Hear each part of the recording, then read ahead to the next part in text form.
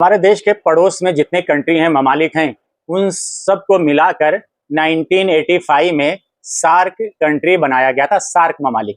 और जो सार्क ममालिक थे, इसके अंदर भूटान आता है, नेपाल आता है, बांग्लादेश, इंडिया, पाकिस्तान, श्रीलंका, मालदीव, ये सारे कंट्री सार्क ममालिक में आते हैं।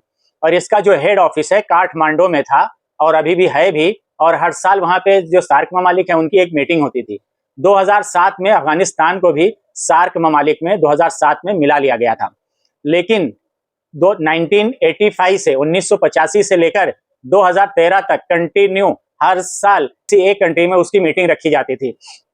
लेकिन जब से 2014 में हमारे मोदी जी आए हैं, प्रधानमंत्री बने हैं, इन्होंने हमारे देश की जो फॉरेन पॉलिसी थी, जो खारिजा पॉलिसी थी, उसको तहस नहस कर दिया है, बर्बाद कर दिया है।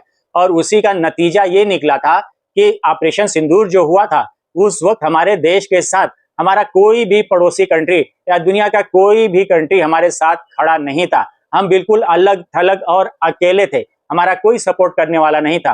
मोदी की जो फॉरेन पॉलिसी है वो बिल्कुल फेल हो चुकी है, नाकाम हो चुकी है। इनकी अपनी कोई फॉरेन पॉलिसी नहीं है। नेहरू से लेकर मनमोहन सिंह तक जितने भी प्रधानमंत्री बने, सबकी अपनी एक फॉरेन पॉलिसी थी और बहुत मजबूती से उस फॉरेन पॉलिसी पे अमल करते थे। लेकिन 2014 के बाद फॉरेन पॉलिसी बिल्कुल ही बर्बाद हो गई है।